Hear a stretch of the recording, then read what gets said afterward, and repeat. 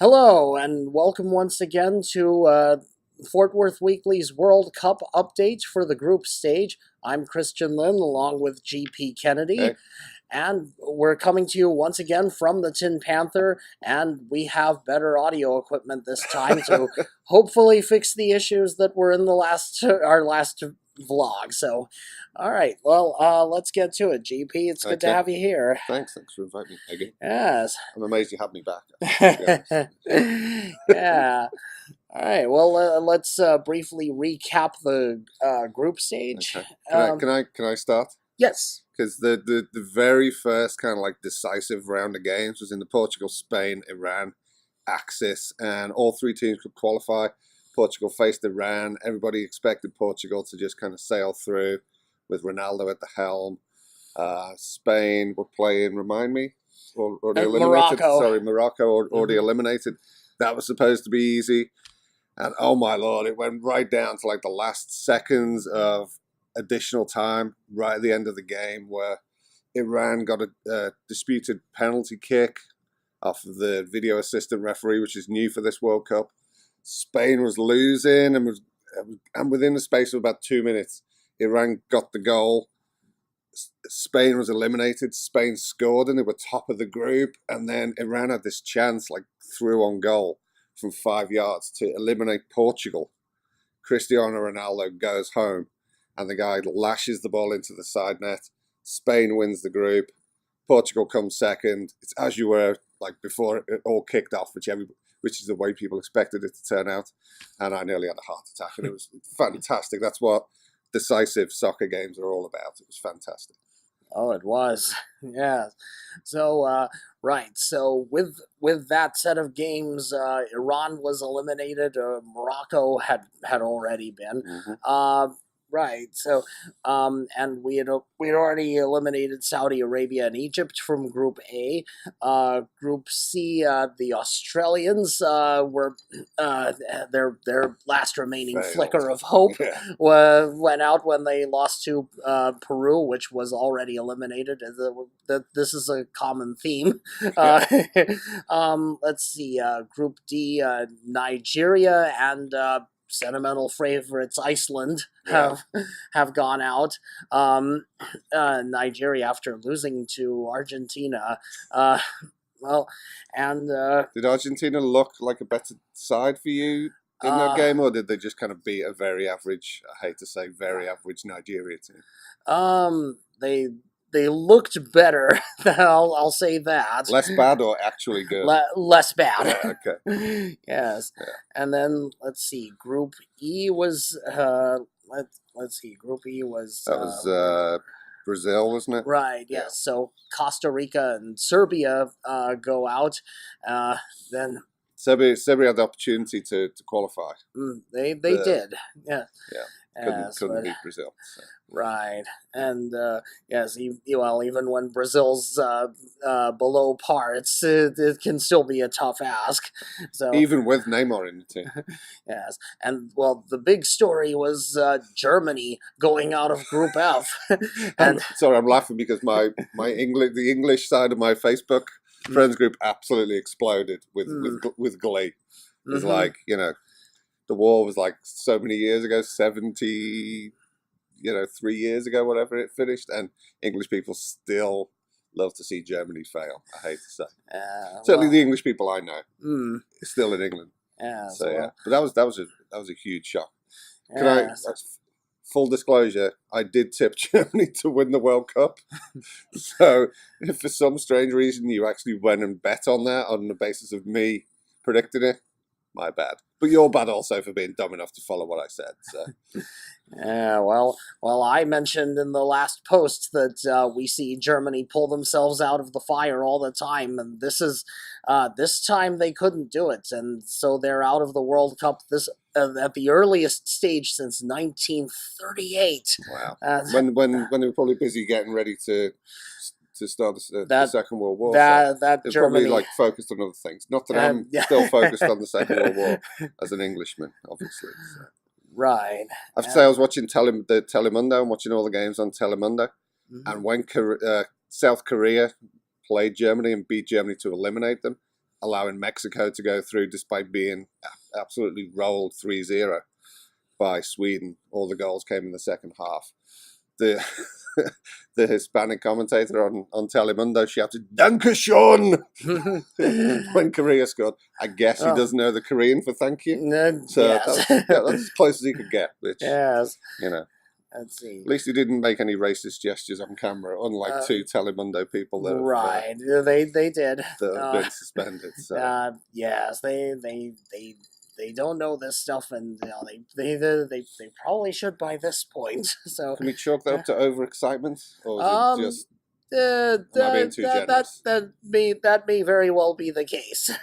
So moving swiftly on, probably from racial politics early on a Friday. So we and then we also lost from Group H, Senegal, which on yellow cards, which is the first time that this tiebreaker has ever been used. So that's the same number of points, same number of goals scored, same number of goals conceded. A tied result against Japan, so basically all that's left is how many yellow or red cards did each team receive. It was 6 yellow and red card points for Senegal and 4 for Japan, I believe. So Japan has less. They go through on what's called fair play grounds. So they played nicer than Senegal over 3 games. Seems a slightly more than slightly spurious means by which to decide a team to advance into World Cup, but I guess what you do, flip a coin. Yes, exactly. The drawing of lots was the tiebreaker in previous tournaments, and had the fair play points been even, then they would have done the same thing. Yeah. So it's a tough break for the African teams, and that's another thing. No African team has advanced beyond the group stage. This is bad for soccer. And no North American teams. Excuse me, no teams from Australasia, Australia, New Zealand, and so on. We've got 9 European teams plus Russia. We've got 5 Central and South American teams, and we've got 1 Asian team, which is Japan. So in terms of a whole World Cup, it's more of a kind of mostly one side of the World Cup. But anyway, I guess it was ever thus. But so we also got Sweden top in that group. We got Switzerland going through as a second place team in the Brazil group, and then yesterday we had the most pointless game of soccer I've seen in at least 20 years. When the Belgium reserves played the England reserves. The Belgium reserves won 1-0. England fans are apparently happy because they're only playing Colombia. So I'm now going to be a Colombia fan for 90 minutes because I just think that's super disrespectful to a team that qualifies and tops their group. All my English family and friends oh, we're only playing Colombia. It's going to be, no. Colombia is a good soccer team. So. Yes.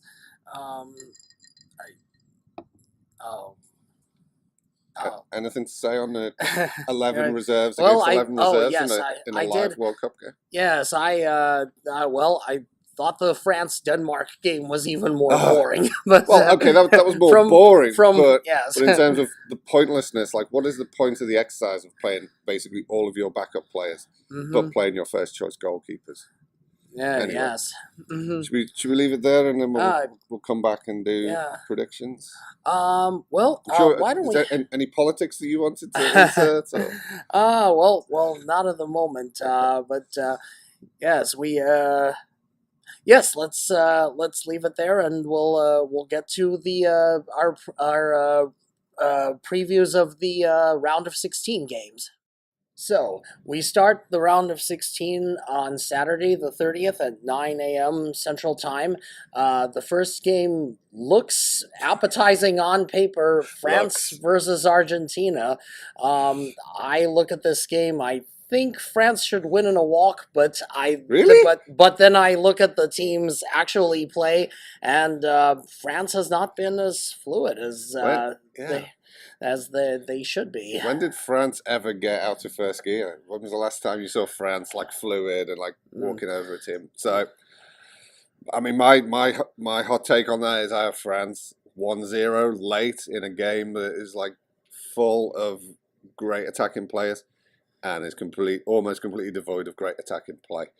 Excuse me. I just see the two teams nullifying each other, doing that thing that Sweden did against Germany that I complained at length about in our last installment, where both teams are more afraid of losing than they are excited about the opportunity to win.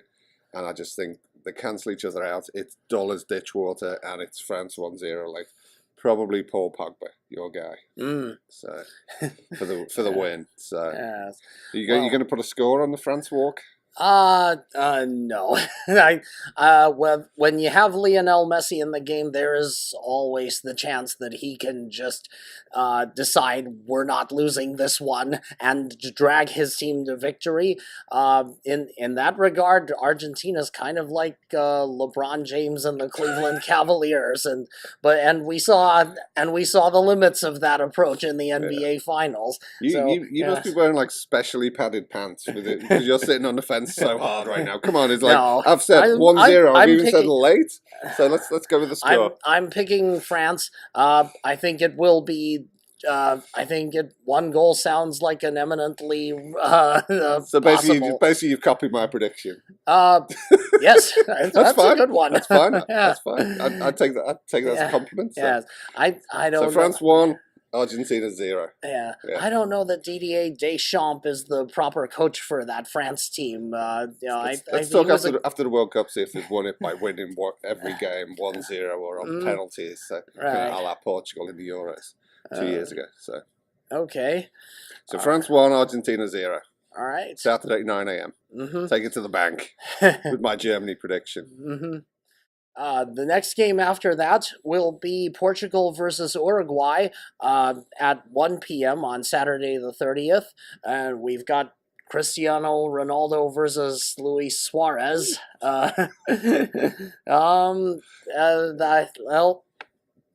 That for me, that one's a difficult game to call. With Portugal, you always know what you're getting. You're getting Ronaldo and a bunch of mediocre players named João. João, I think is the Portuguese pronunciation. Yeah. You got Pepe fouling the crap out of anyone who comes within 10 feet of him. Exactly. Every single time he takes to the field.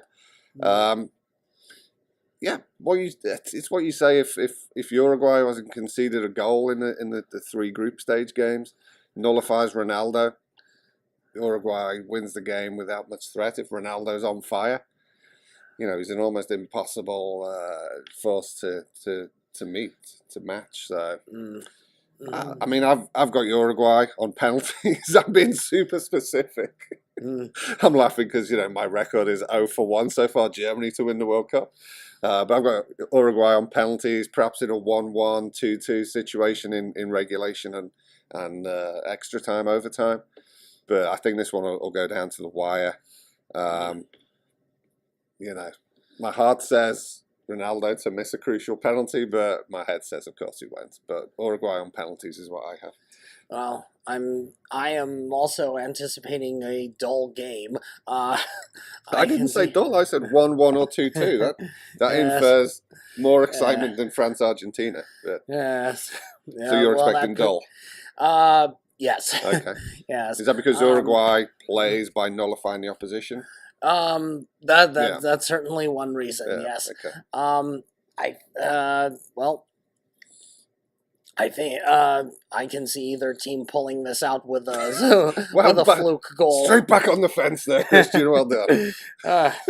Yeah, let's flip a coin. I'll go with Uruguay. Okay. So, in regulation, overtime, penalties. What are we talking? Yeah, penalties. Okay, so you copied me again. Yeah.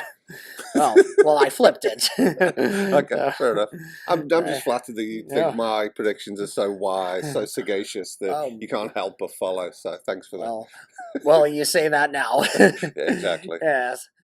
The next game of the round of 16 will be Russia versus Spain at 9 a.m. on Sunday, July the 1st. And you've got a surprise pick here. I've got Russia for the upset. As terrible as Russia were in being absolutely dominated by Uruguay, that game was a dead rubber. There was nothing on it. You could argue, like England fans are arguing, that Russia kind of eased off, so they wound up on the right half of the bracket for the supposedly easier path. But I just, Spain just not convinced me. They don't have that kind of easy, kind of well-oiled tiki-taka passing that they've had for years, and the defense is leaking goals. De Gea, the best goalie in the world, is making mistakes. So I've got Russia for the upset in regulation, 1 or 2 goals to Russia. Probably don't fancy Russia to keep a clean sheet, so let's go 2-1 Russia.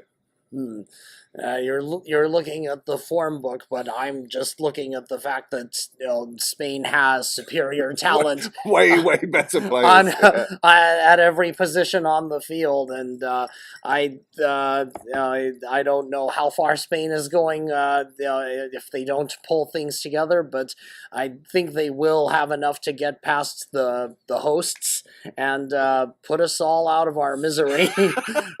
Spare us the shots of Vladimir Putin in the crowd, and who he's got human being shaped sack of crap Sepp Blatter as his personal guest. Vladimir Putin sounds like the Canadian Vladimir Putin tribute act. Well, like all he does is eat like fries with gravy and cheese curds on. Yeah, anyway. I think the actual pronunciation is somewhere between ours. Yeah, yes. I like the idea of Vladimir Putin. Yeah, the Canadian dictator. Yeah. So what was your prediction? So Spain in regulation. Yes. Easy. Yeah. Relatively. The next round of 16 match is at 1 o'clock on Sunday afternoon, and it is Croatia versus Denmark. This looks like an interesting European battle. We've got 2 of the best playmakers in the world, Luka Modric for Croatia and Christian Eriksen. Christian Eriksen for Denmark. I look at these teams. I see better talent around their playmaker on the Croatian side. Yeah, for sure. Yes. More solid in D as well. Not just saying that because one of the centre backs plays for Liverpool, but no, I mean I think Croatia came into the tournament as a good side. They've been a good, solid international team for 15, 20 years now. I think I said last time they play great 1 through 11. That they play as a unit. Although Modric is kind of like the playmaker, he pulls the strings. I can't see anything but Croatia winning 2-0 at a canter. They probably don't get out of second gear. I think Denmark have done pretty well to get to the knockout phase, albeit they only have to draw against Australia and France and beat Peru to get there. But for a team the stature of Denmark, I think getting into the knockout phase is an achievement, and unfortunately they're meeting a team that I expect to go at least to the semi-finals. So. Yes, Croatia has looked more impressive through the group stage. I wish Denmark had a little more talent up front. They like they used to in the days of Ebasand, and but no, they've. I do think Croatia takes this one. Let's say 2-0. So the same as me again. Yeah. Seen a pattern develop at all? I'll tell you what, for the next few, you predict first. All right, okay. I've got my predictions written down. Okay. So yeah. I don't know if there's like some subliminal messaging coming up from my pad to you or not, but could be. Okay. So all right. So our next round of 16 match is on Monday, July 2nd at 9 a.m. And it's got a mouthwatering matchup, Brazil versus Mexico. Oh my days! This has to be the most exciting matchup of the round of 16. Yeah. Sadly, it's 9 o'clock on a Monday, the start of the week. It's like there's no like scheduling gods in soccer. It's like start of the week. Brazil v Mexico. You want to be in a bar watching that. You want to have like ice cold beer, but it's 9 o'clock at the start of the work week. Yeah, I'll be at home. Just probably crawl out of bed at like 8:55 and just like put put some coffee on and watch it with some coffee. But I think it has the makings of an amazing game, depending on which version of Mexico shows up. Exactly. So, If we get the Mexico from the first two games, two and a half, I think. Like the first half, I thought they mhm. controlled Sweden Yes. nicely. But sorry, go on. Yes. Well, if we get that version of Mexico, then the Brazilians are in trouble with this Yeah. matchup. Sure. But Mexico did look very poor in that last half of action against Sweden in the group stage. Do you think they lost their nerve? It's like, what happened to Mexico? They went into the locker room It's at the end of the first half in the third group stage game against Sweden. They were leading their group. It was 0-0. They just had to coast. They could have finished 0-0 and won the group. They lost 3-0. All 3 goals in the second half. They looked terrible. They seem incapable of coasting at the World Cup. Something the nerves always seem to get to them, but as we've seen, if Germany can go out in the group stage, then other countries surely can change their spots as well. So so I'm gonna go with the Mexico from the first 2 games showing up and picking off the Brazilians on the break. It should be exciting. I think I'll say 3-1. Wow. Yeah. Okay, 4 goals in a knockout game. That would be amazing to watch. I'm so torn. It's like I want to say Mexico. It's like they're a great team to watch. The whole vibe around town with Mexico being in the tournament is amazing. But just so in the same way that you know Croatia and Spain have better players 1 through 11 than the teams they're playing, Denmark and Russia.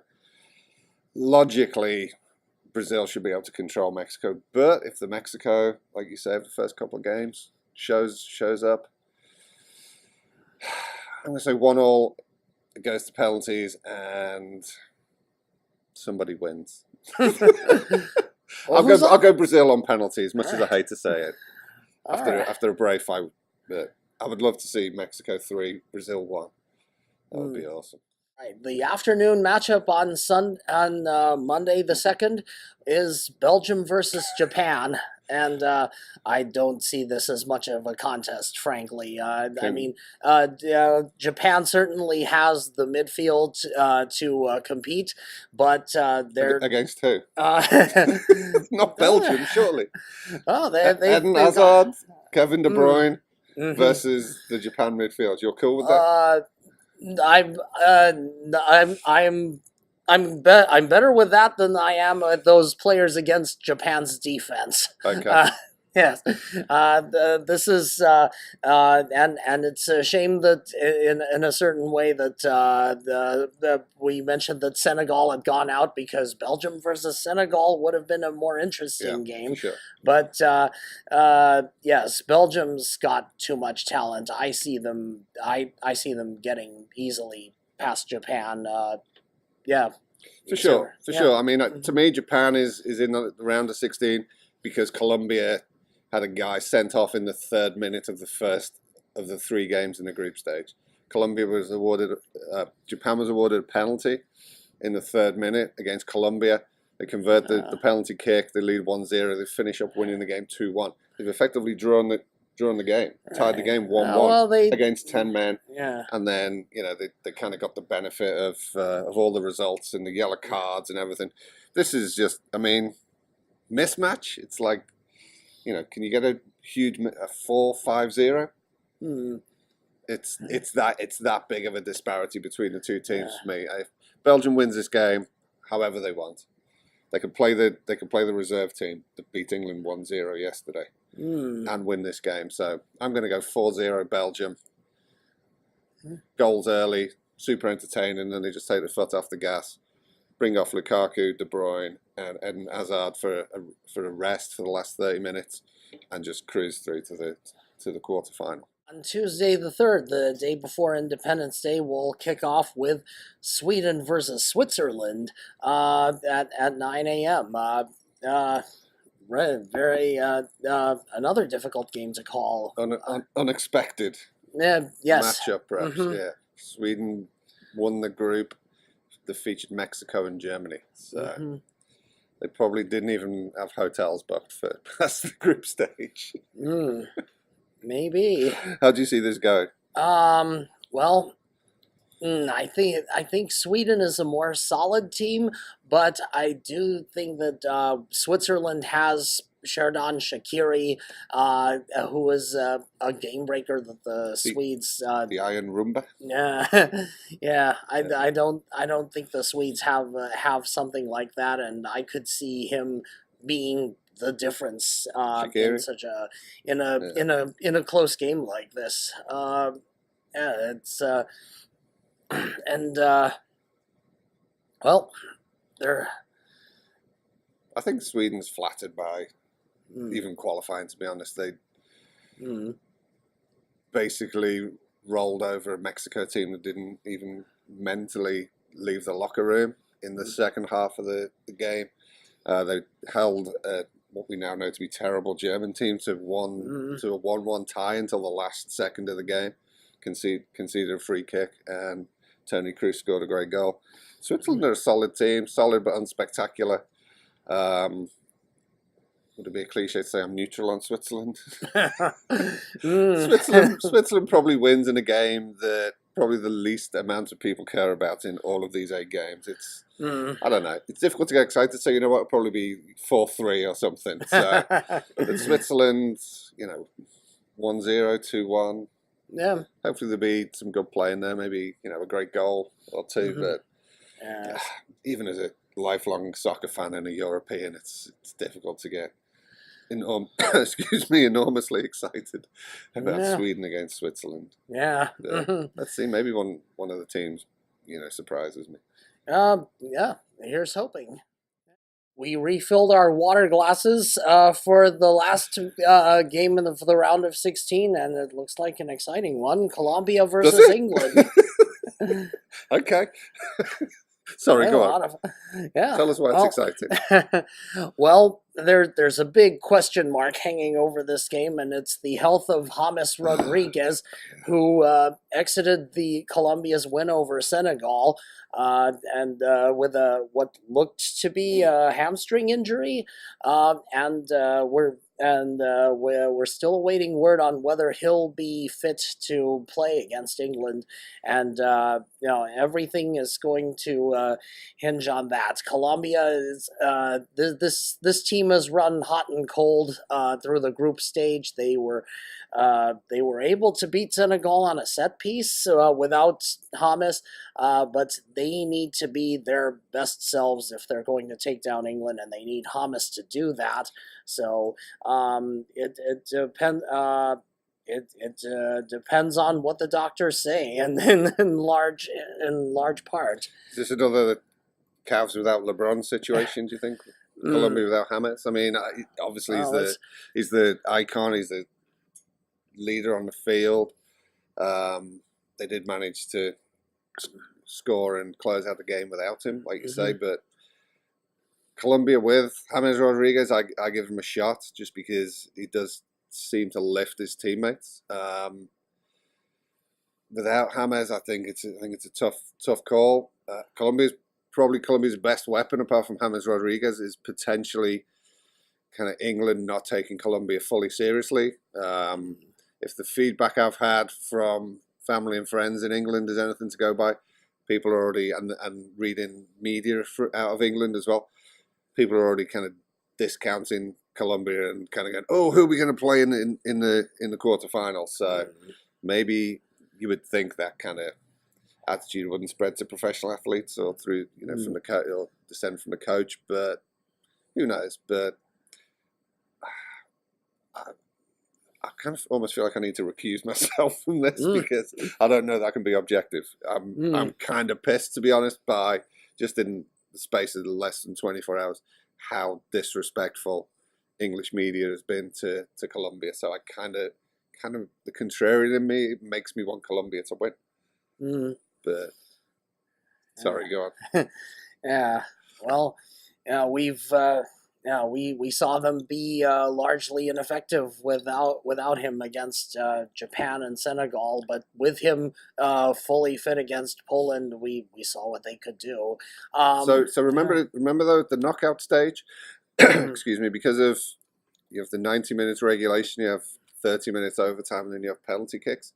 You actually, from this point, you don't need to win a game of soccer in regulation to become World Cup champions. True. So the Colombians, if they play without James, can absolutely play to contain England and take England late.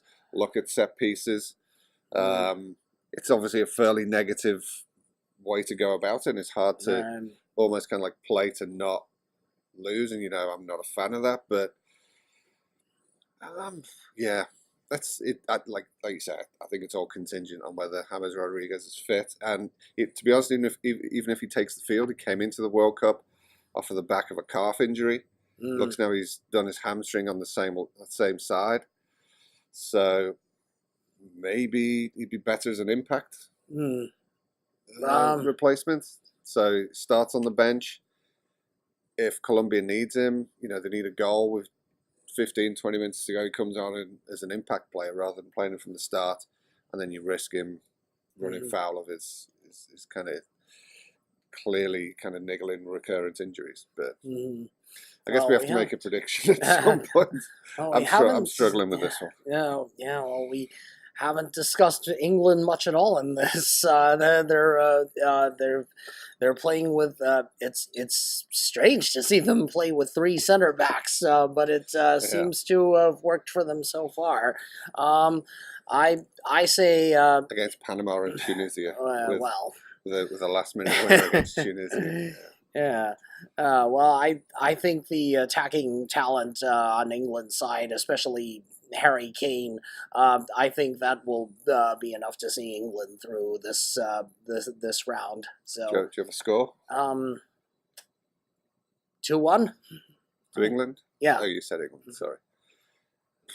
Yeah, I'm gonna go for 1-1 in regulation. What happens after that? England probably squeaks through. It kind of seems written in the stars for Harry Kane to play a big role in this World Cup. So let's say Kane with a winner in overtime, and reluctantly concur with your 2-1. Only reluctant because I completely railroaded you for concurring with some of my predictions. So yeah. So it looks like a unanimous England 2, Colombia 1. All right. And that does it for our predictions for the round of 16. We hope you enjoy the soccer, and Sorry, just to say, if you like betting, don't put any money on anything that I said. Oh yes, that's my disclaimer right now. I'm confident, but not that confident. I wouldn't wager any money on my picks either. All right. So, and we'll be back on immediately after the England game with our hot takes, and we'll have another installment of this vlog to send you into your 4th of July holiday.